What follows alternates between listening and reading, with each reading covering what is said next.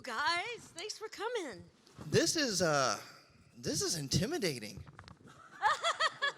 For me. Oh, no. For me. I mean, I'm up on stage with legends here. Legends. This is absolutely amazing. I just got to say the impact that you all have made on the culture, on the world. So many people enjoy the work you do, Beauty and the Beast and other things as well. I just got to say thank you right off the bat. I have to say thank you for everything that you have given us. Well, thank and that you are still giving us. Thank you. It doesn't end. It doesn't end.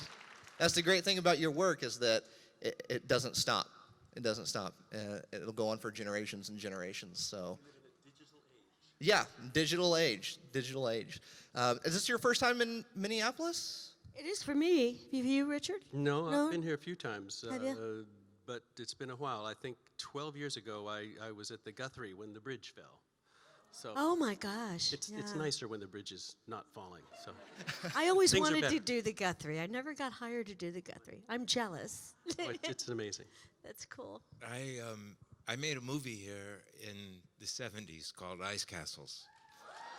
So I think that was, I think it was before or just when they started building those skyways where you can walk in the between. skywalks, yeah. Yeah, skywalks. Yeah, it was very cold.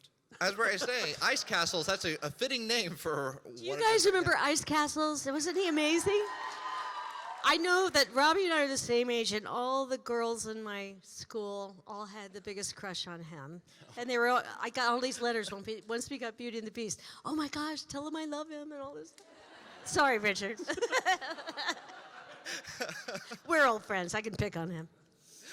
I'm going to go ahead and get to the Q&A questions because we do have a lot of them. I want to make sure that we get to as many people get to ask their questions as possible. So first question right here. Hi, my name is Bree. This question is for Belle. I played Belle a couple of years ago in a production, and the hardest thing for me was finding the voice. So how did you go about finding the voice for Belle? You know, it was really strange because it's the only role I've ever played where her voice was totally just Paige. I played Edwin Drood on Broadway, and Edwin was down here, but then he belted way up high on high E's, and then Evita, and all these other characters I would hide behind and change my voice, and especially the comedy characters I did like in Showboat and those. But when I got cast, I started to try and change my voice a little bit the first day that we were recording, and Howard Ashman said, "Oh, okay, Ethel Merman, no, we don't want you to fill the theater to the back row. We want Paige." And I was like, gosh, this is really scary. And actually, it makes you so vulnerable, that you have to kind of let all the layers down and let it go. And so for me, that was how I found it. I just let it be myself. And my idols certainly played a part in what Belle sounded like. I've had people compare, they could tell my inflections were a lot like Judy Garland, and there are certain things that the influences were going to be obviously there. Did you have a wonderful time playing it, I hope? I did, yeah. I also made the costumes, so it was really fun getting to have that side of Belle as well. Wow. So yeah, I had a really great time. Wow, I envy you. I can't sew a button. Yeah, very cool. Thank you. Thank you.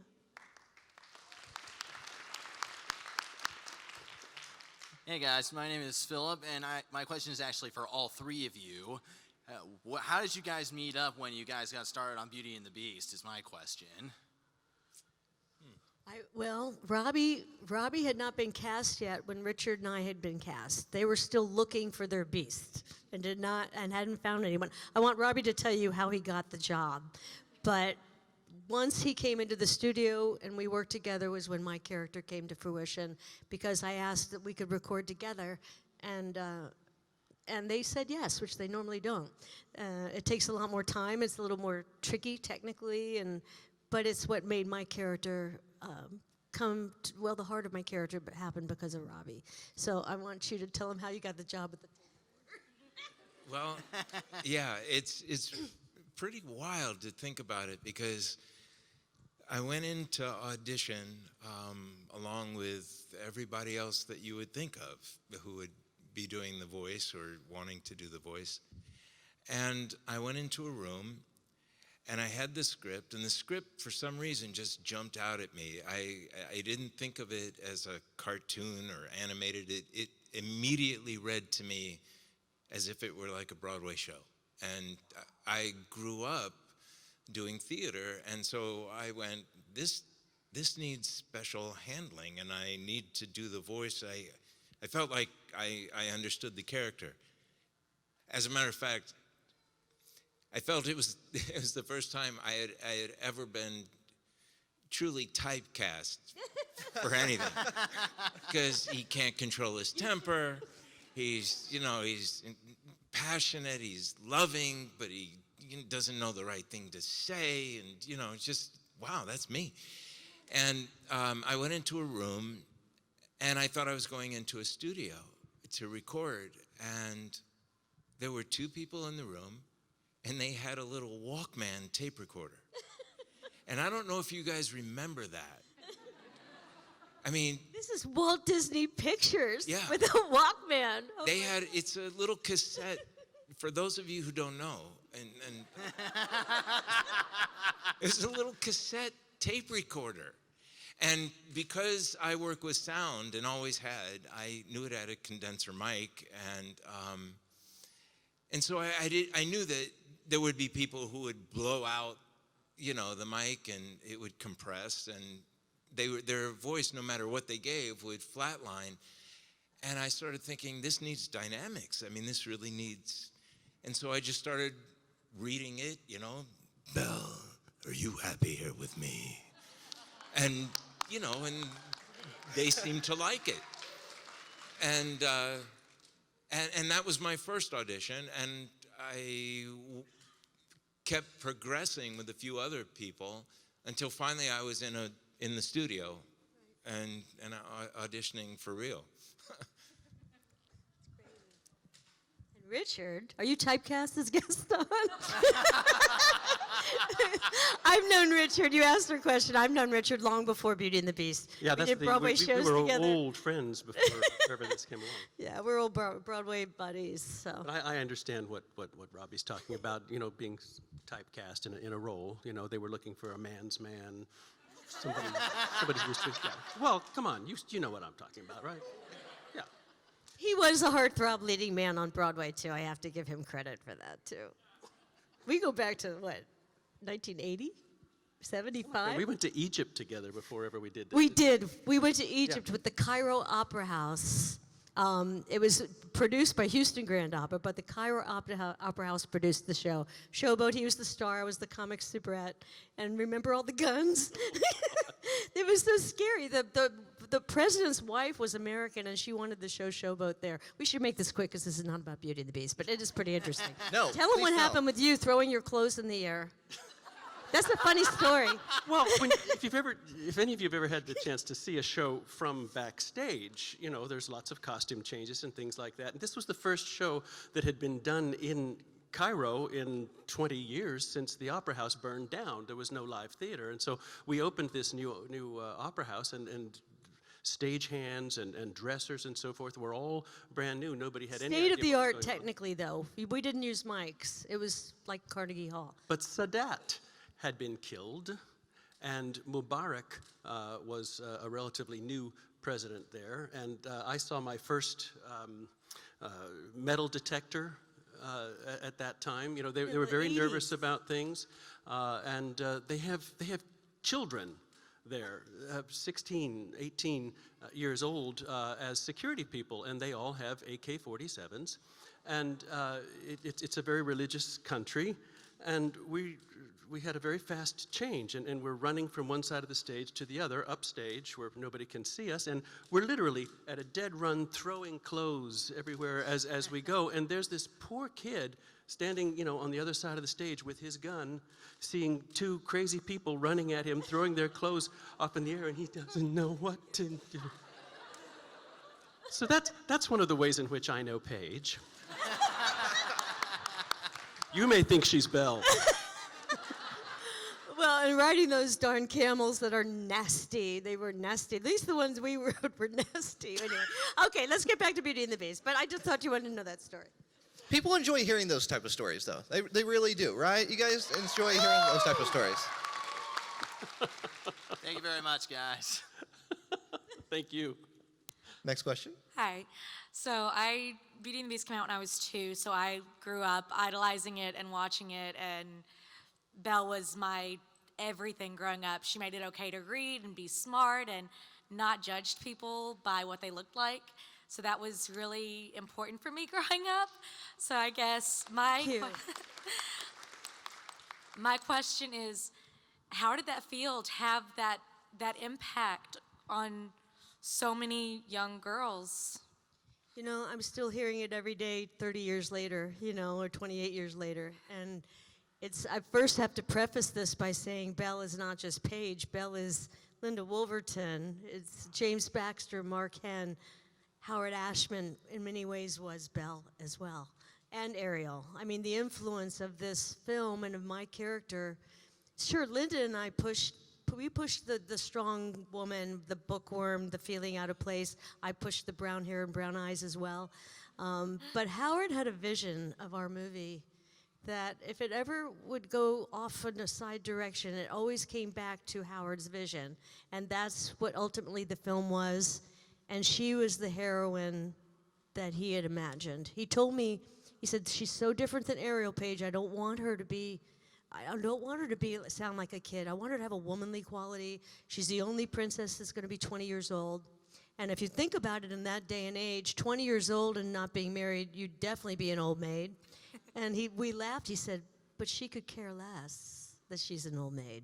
You know, and there's so many just different things that Howard had put into it. But yes, the impact, constantly I'm pinching myself when I hear your wonderful stories and how much my character and these characters in the film meant to you and inspired you. And I'll tell you something. Having known Paige, as I say, for quite a while before this happened, many of the things she said here are how she would approach any role.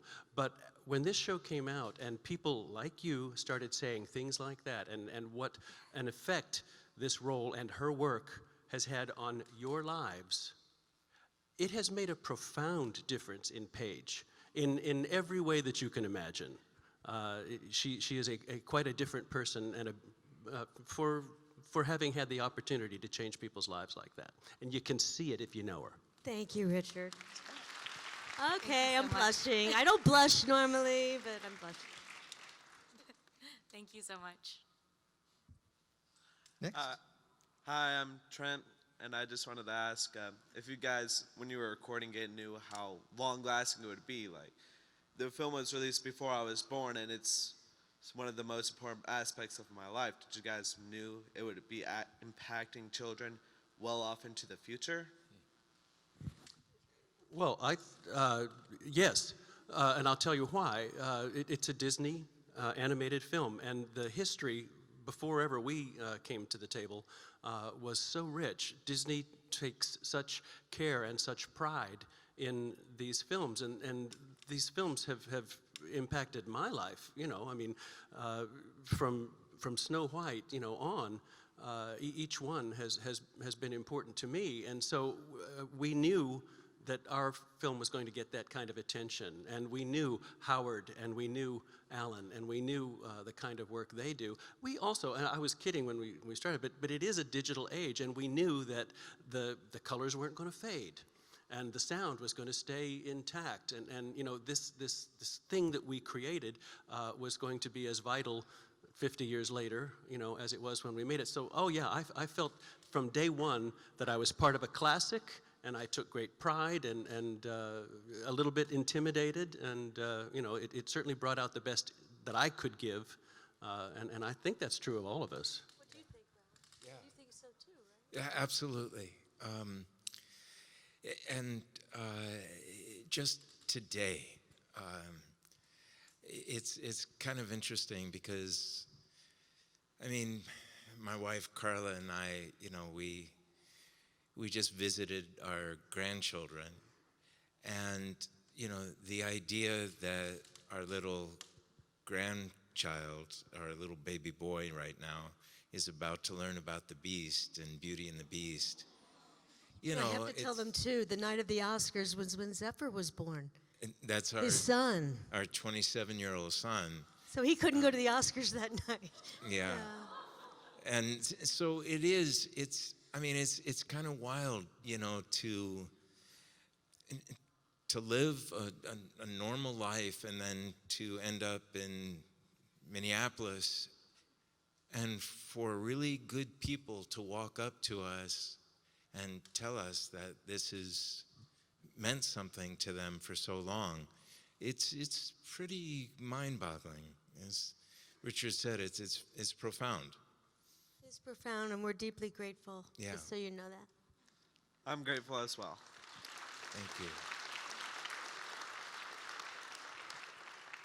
Hi, I'm Megan, and with Beauty and the Beast being my favorite movie of all time, I have a question for all three of you.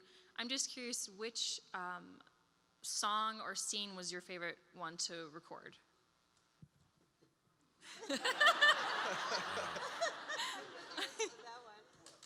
Gaston, of course. Gaston, I mean, if he No, wait a minute. That's not fair. That's to not this fair. day, Richard doesn't think Gaston is dead. Well, it's okay? not fair. Everybody. He's going to reappear. Gaston is everybody's favorite number. You see, you can't All use right, that as an well, example. okay, I beg to differ. Okay, that's all right.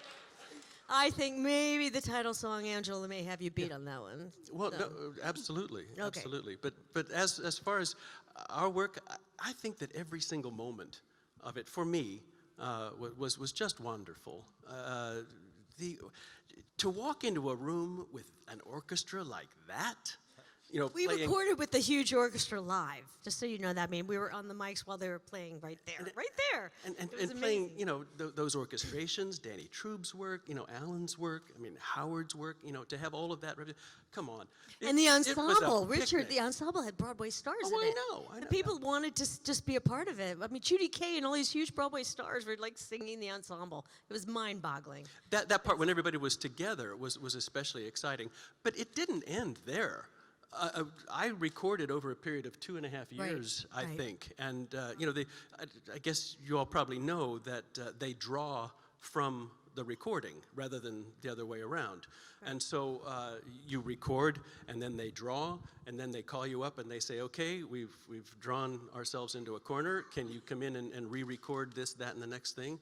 Well, over those 2.5 years, I was doing lots of other things. But wherever I was, you know, in the country, Disney would rent a studio and call me in, and we would have a whole nother session,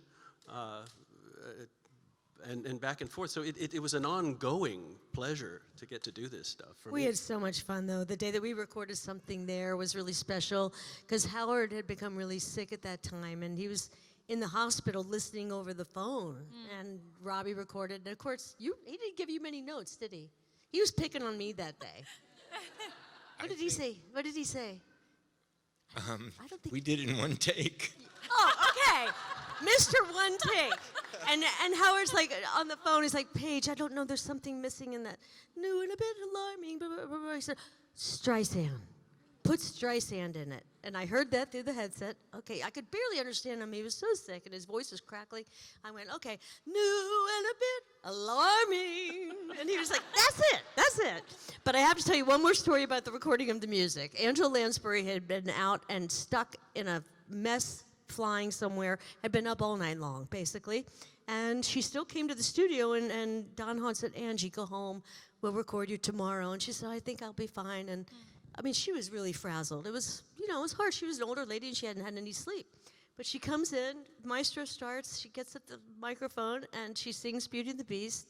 There's not a dry eye in the whole place. And it's a one take. The one that you saw in the movie was that one for Angela. I just had to tell you that. It's amazing. And she did You it and again. Angie, the one take people. She did it again when on the at Oh, the yeah, when we had- Academy when we yes. did the Academy. This the was 25th recently, for- anniversary. So 25 years later, she walked out and in one take At you know, 92 from the years stage. old. And to that the top. afternoon in rehearsal, she came up to me, Paige, you've got to help me. Alan is playing the song way too slow. And she said, I cannot sing it that slow. I don't have that line. I said, Angie, trust me. You sing it any tempo you want, and Alan will follow. And of course he did. He did. And she was perfection. And we all cried again. Thank you so much. Hi, thank you for being here. My question is kind of along the same lines. I love everything about how these movies were made, and especially like the animation and everything that goes into it. So I'm wondering, is there anything that stood out to you, or any specific memory that you can think of throughout the making of it? You referenced getting to record together. Is there anything that kind of stands out to you in the making of the film? Well, I remember my favorite moments were always when I was recording and they allowed me to fool around with some of the lines, and I always thought that the bees should be funny. And when I say Robby's funny, funny. He's funny. Well, when I say funny, I mean pathetically funny. I mean, because it's a real human quality when you want something so badly, and that's funny, and it's great because you're in this huge studio and there's these double and triple panes of glass into the recording studio where they're sitting, and I would do a line and then I'd hope they'd let me try something, and then I would try something and I could actually hear them laugh. And that is a feeling that, I mean, that's all you want. Even as a daddy, as a granddaddy, you just want to hear people laugh. You want to hear your children laugh. You want to hear people, that's what I live for. So that was my favorite moment. I'll tell you. You are funny. You think funny. It's like your brain thinks funny. Thanks. And that's what makes your Beast separate than the live action Beast. And I think Dan Stevens is a brilliant actor. But he did not have the pathos and the humor that you brought to the original. Oh, thank you. And I think Dan would even admit that. I do. I'll tell you something about the making of the film that I thought was very funny. Like I said, I had been recording for about 2.5 years, roughly. Near the end of that time, Don Hahn brought me out to Glendale for something or other. I'm not quite sure what it was, but he said, you got to come back to the trailers where they're drawing you and meet the people who've been drawing you all along here. So I went with him, and they opened the door to the trailer, and we stepped up. And it's like a lot of office buildings were in those days.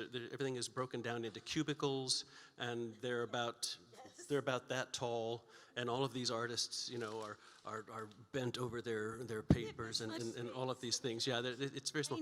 So Dawn and I walk into this room, and we're talking back and forth. And this is the first time. These people have been listening to my voice for 2.5 years and never had a face to go with it. They'd been creating the face. And all of a sudden, they hear lines that they've never heard before. I'm just talking to Dawn. And so one head comes up. And then another head comes up.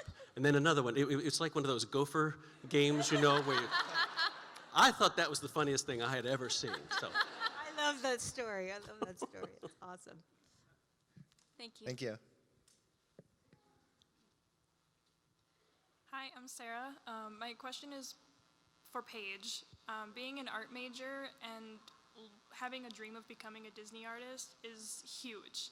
And I was curious as to what's your favorite part about being a Disney fine artist? That's a loaded question because it's very emotional for me. I was raised by my stepfather, who was an architect, and my mom. And my stepfather turned out to be a brilliant architect and very successful. And I was never quite sure how much he cared for me or whatever, but we bonded over art.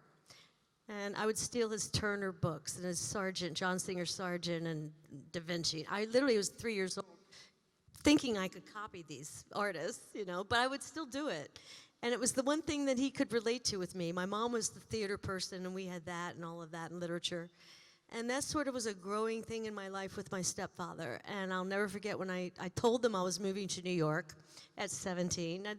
I didn't give them a choice. And my mom said, "Okay, we're not gonna pay your bills. Here's $300, and Robert, my dad, is gonna send you a present. You'll get it within the week." So I went there with my $300 and a girlfriend of mine, and this easel showed up, and this huge box of paints, watercolors, brushes, everything. And it's the only time my stepfather ever wrote in a note, "I love you and I'm proud of you." So that was like really, really special because he was not an emotional kind of guy. Like my mom was totally emotional like me. But it meant the world to me because I always had such respect for artists and for my dad. And I don't think he ever really understood that, but I did. To this day, the GM building in New York, my dad designed. The Fort Lauderdale, he was the chief architect for the last 15 years before he passed away. And so I get great joy and comfort when I paint. And Disney accepting me as an artist truly changed my life. And it was because of my husband, Michael. Where are you, Michael? Michael, when I first got together, I didn't tell him I painted. He found a bunch of old paintings that I packed away under the stairwell in my apartment. And he said, "Where did these come from?" And I said, "Oh, they're mine." He said, "What?" It's like, "You need to paint. What is the matter with you?" So he pushed it. He actually pushed it with Disney to get me out there. And But that easel is also how she paid her bills when she first came to New York. I did. I would paint watercolors till 2 or 3 in the morning. I'd get a few hours sleep and get up and sell them on the street. And then in the afternoon, I'd go to school and go to my art classes and my singing classes and my, acting classes. So it was a way of life, and it's kind of comes full circle. You're going to be an artist, as I assume, right? One day. You will be. Don't give up. And always remember, when people criticize your art, art is definitely in the eye of the beholder. Everybody's different, and you all have your own special quality. Okay? Thank you very much. Okay. Hi, Hi. I'm Freya. my name is Freya. This is my daddy. This is my daddy's plane. Hi, guys. I've grown up watching the film hundreds of times, and I've always identified with the Beast, and tragic characters, creatures of passion. And I suffer from mental and emotional burdens, and that film always brought me back to center. Your voices, the melodies of your voices, everything. It became a really good familiar, right? I'm wondering, and as I became an adult, it started to really feed my soul.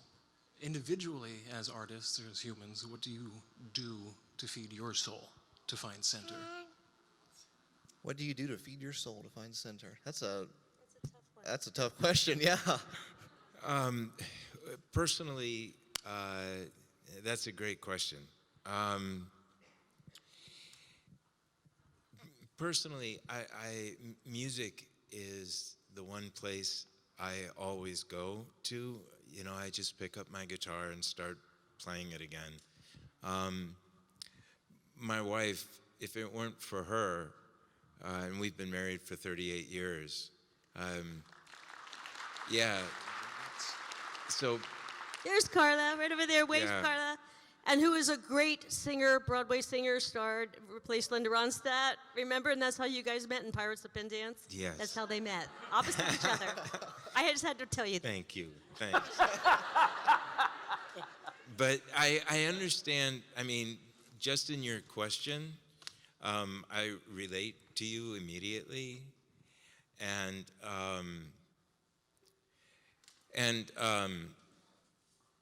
if you struggle and you've been able to find a way to stay centered, bless you.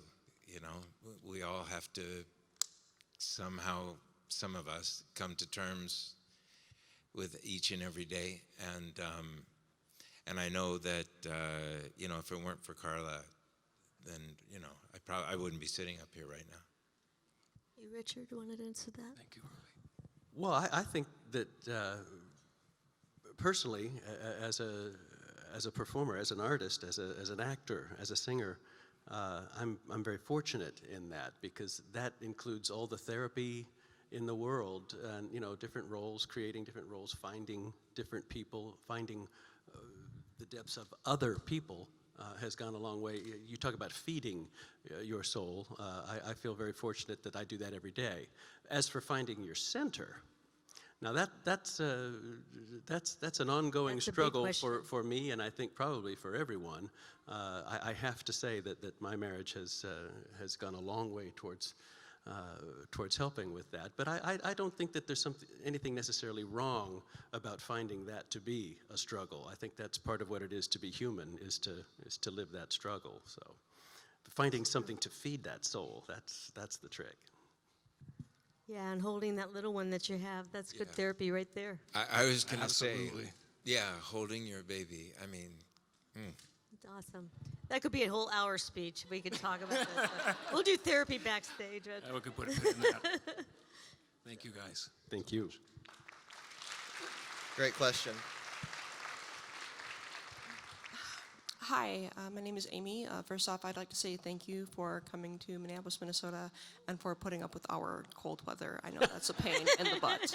You guys are strong. I There gotta are tell you. many jokes in that realm. But my question initially was for Paige, and I guess this could go across the board.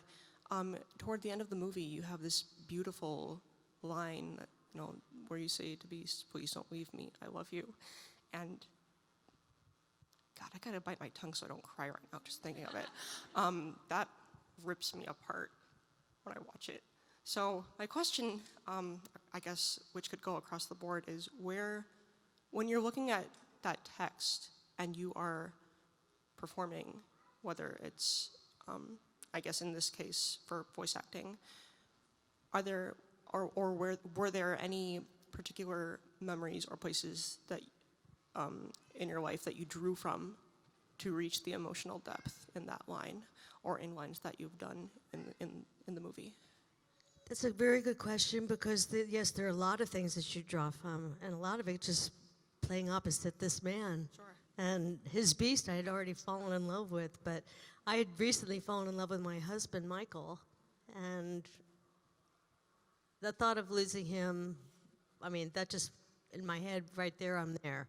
But I'm also a little bit of a method actress, and when Belle, I mean, to me, I was looking at the Beast dying when I said the line. And everybody talks about it down on, oh, she was crying, she was really crying. And I said, acting. Like, that's what we do. I mean, it's real, the feelings are real. So it wasn't hard for me to find that. There are other parts that I had trouble in the movie. The one we did many times was actually letting my father go, because I just wanted to be meaner and tougher on the Beast at that moment. And they said it's a period piece. With you too, I went a little crazy. The one with the feet, I had a really nasty line about his feet when he puts them on my book. And they're like, Paige, this is a period piece. So they kept my that face. I got to do that. At least I got to do that. But the bells. I'm a kickboxer. Okay, no, that's another story. I'll show you tears. See, you can tell we've known each other a long time. No, there's certain times that are hard in the movie. How far to take it was the big question. Like with her giving up her life for her father, that scene. They rewrote that scene maybe 20 times. And the scene that was Be Our Guest was initially written for Maurice to sing. They did the whole thing, animated it, and threw it out. And threw away 6 months of work and said, no, Paige is going to be for Belle. So that's part of the fun, is exploring and finding different ways to approach it. Thank you.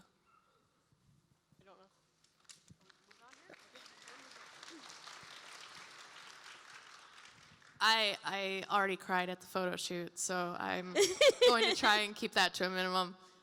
But I don't know if you two heard what I had said to Paige. I was born 3 days after the release of Beauty of the Beast and the Beast, and I've never lived in a world without it. From the time I was a year old, I would sit and watch it and only cry at the end to have it rewound. So it's just ingrained itself in my soul. Here they come. And I just want to know, with characters that you play, you take a part of them with you, I'm sure, every time.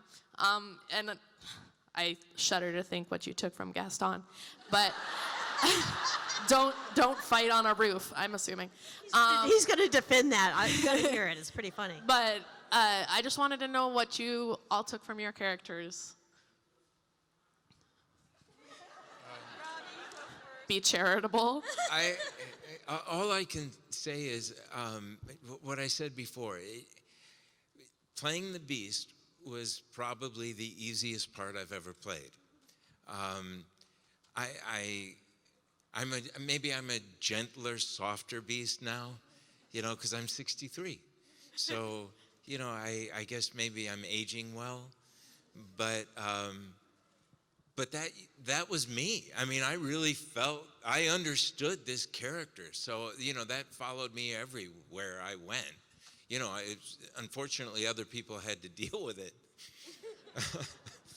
I remember one time we were bringing our little baby home from the hospital, and it was our first child, and this woman cut us off and almost killed us 3 different times, and I jumped out of the car, and I dove onto the hood of her car and right in her windshield. And our baby was in the car, and I was like really screaming at her, and she went, wait, you're Robby Benson. Oh my God. So anyway, as you can see, it follows me everywhere I go.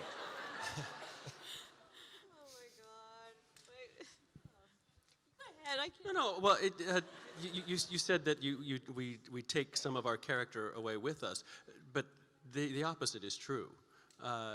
We invest our characters with parts of ourselves that perhaps we don't know, perhaps parts of ourselves that we have squelched, whatever. But as you learn more about who you believe the character to be, you find these things in yourself, and you get to express them. That's part of that therapy stuff I was talking about. and so I believe that I have been enriched by the characters that I have played, and Gaston really is one of them. I have been very much enriched by him. I didn't mean to insult him. No. Well, I knew that you were just covering. It's all right. But there's a lot to Gaston, actually, and without really going overboard, I will simply say that it's a real pleasure sometimes to bring some of those things out and let people, you don't necessarily want to be that way for every Belle that walks by. But these are all parts of all of us, and these characters all have parts that exist in all of us. And so you said that's something sweet about me before. I'm actually going to say I would something know. sweet about you. I know. It's an accident. You are the funniest villain ever.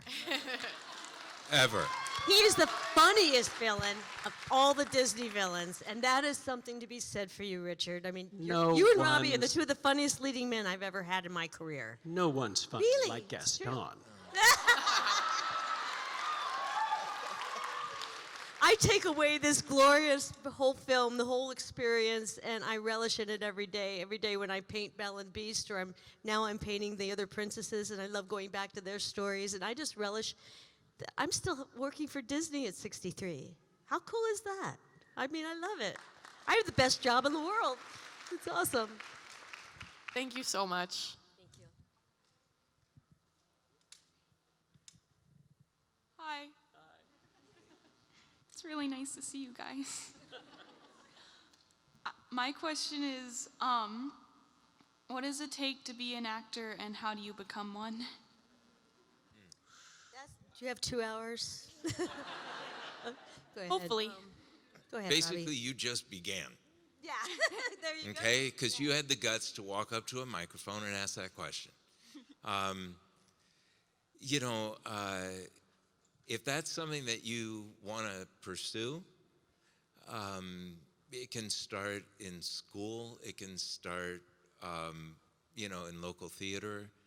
To me, if you really want to be good at what you do, start in the theater. Okay, but. It's a killer. I mean, if that's what you want with your life, you're doomed. I'm not kidding. You're doomed because it's tough. I mean, there's so much heartache and rejection, but it is so sweet when you go and you do something that you you just delivered a very special performance. When you know, whether you get a job or not get a job, when you know you nailed it, it's an amazing feeling. And if that's what you have in your soul, then just, go after it. You don't Nobody have to can go tell you LA how to be do it. successful at it. Successful, I mean- But if it's in you, you won't have a choice. Yeah. I've had Exactly. people come to me and say, what can I tell my son or daughter, to encourage them? They think maybe they want, how do I encourage them, and what do I tell them to do? I said, don't encourage them. If they want to do it, they don't need your encouragement, and if they do want to do it, discouraging them won't do any good. Yeah, I knew from the time I was a little girl I was going to be an actress, and then I realized around 12 that I could sing. So I studied with the best singers that I would copy the best singers in the world. And then again, I got a great voice teacher from the Metropolitan Opera who taught me, who actually knew how to teach me to belt correctly. And I didn't give my parents any other choice. I said, I'm doing this. Now, that's not everybody. And you may have great passion for other things, like I had passion for art. But I had to do theater. I had to do it. And that's what he's saying.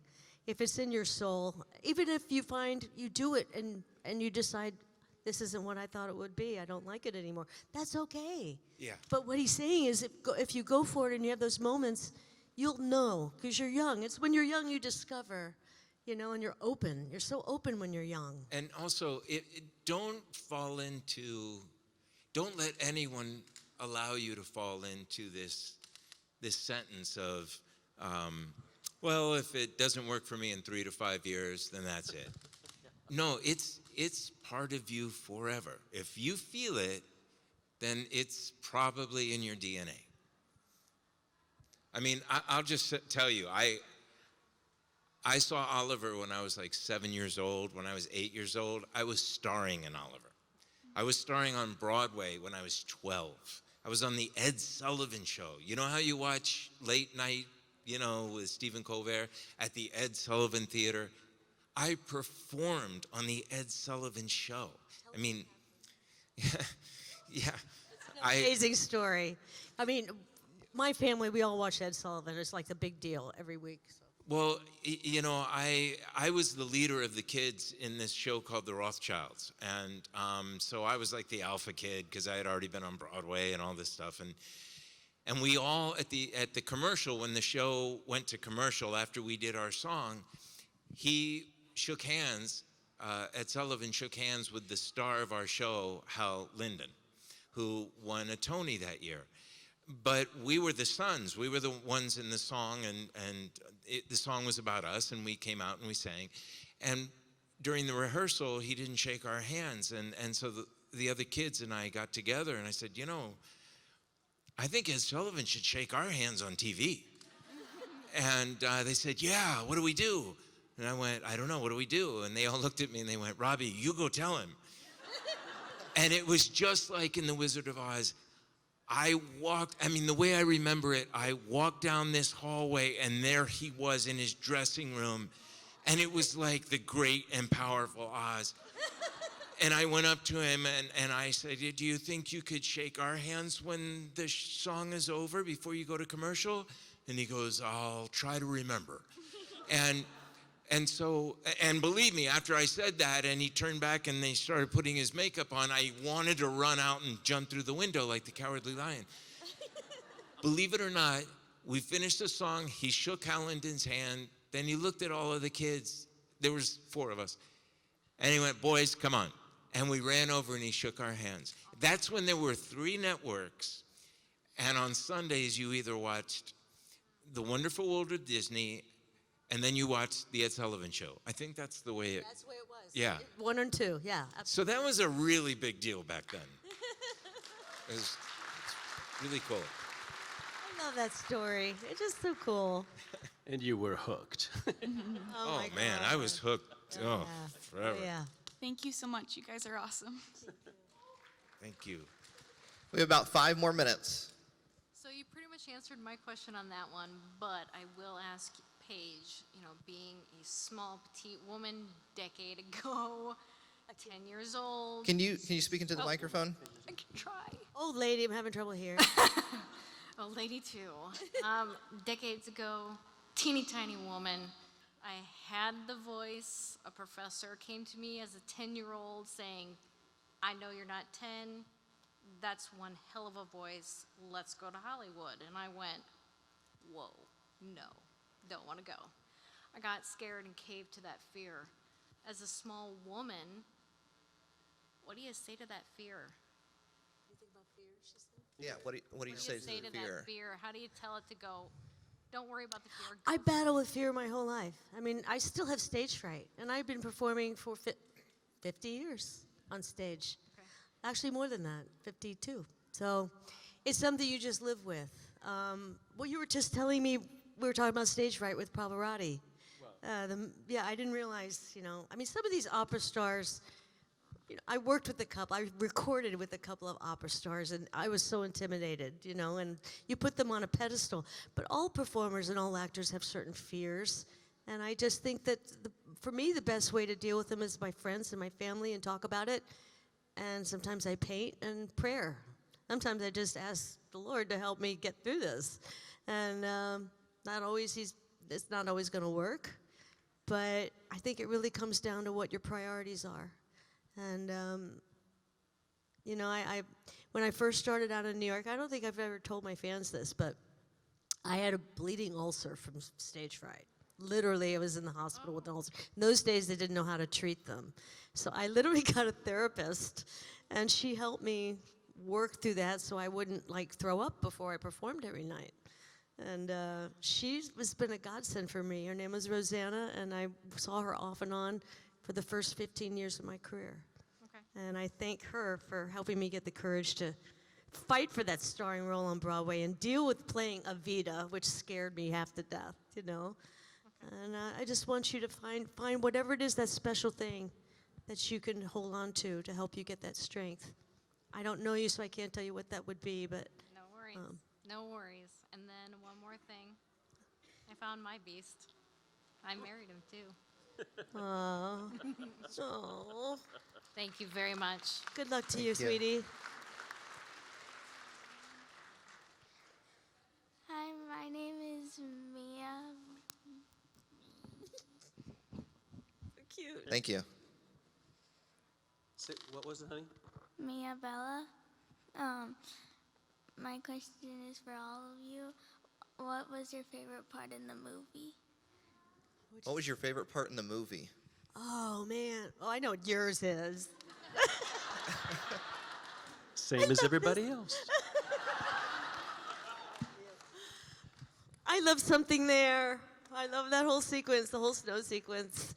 Howard and our directors, Gary and Kirk, they said, we've all talked about this. There's got to be a moment when Belle is feels like she's hit over the head, where she realizes she's in love with the beast, and it's the moment when the little bird jumps on your hand, and you get this big, goofy grin on your face, and she touches you. She glances away, you touch my butt, and then runs around the tree. And I didn't realize till years later, I realized that was the moment she's in love with him, but I didn't really pay enough attention till later as an artist. They actually had her blushing when she sang New and a Bit Alarming. She actually was really pink in her cheeks. But to me, that's my favorite moment. What's yours? My favorite moment is when I look stupid. That's Robby. I mean, he's a comedian. This guy's a comedian. You are. You crack us up all the time. I like the opening. I like the beginning. I like David's introduction, and I like the opening number where everybody is introduced, where the town is introduced, and I think, what is it, a 7-minute number or something? And you know what? That's one thing Howard It's Ashman unheard was of. wrong about. Howard didn't want to present it to the studio. He said, Alan, they're going to laugh at us. They're going to make fun of. We cannot possibly do this. And that's where Alan actually stomped his foot and said, we're doing it. And it kind of changed the opening of films, for musical films, forever. Yeah, so good for Alan. He talked Howard into not being so nervous, and the studio fell in love with it. I think it was an important. It set the whole tone for the film for me. Yeah. And so that's one of my favorite moments. Thank you. All right, we have time for one more question. Lots of questions. My question is about the live action film, and just if the actors from that asked you guys for any advice on their roles, in the movie. Did you talk to any of them? Luke? No, You didn't talk to Luke, did you? No. I actually was I talking. think he was intimidated, to be fair. I'm sure he was. Oh my gosh. I have to preface this by saying I think that the actors are brilliant in the live action. They just went darker with it than how I feel how it should have gone, particularly when it came to Gaston. And the Beast being older made him totally different. You know, Robbie's a kid Beast. You know, he's like, you know, he doesn't know how to read. You know, it's a whole different take on it. So I can't blame Dan Stevens for that. But I adore Emma. I told her I was really jealous that she got to be the inventor. And I also thanked her because she put in a line that I had ad-libbed 25 years earlier that got cut. And that's when the Beast turns into the prince. And she touches his face and says, "Do you think you could grow a beard?" Emma put it in. Thank you, Emma.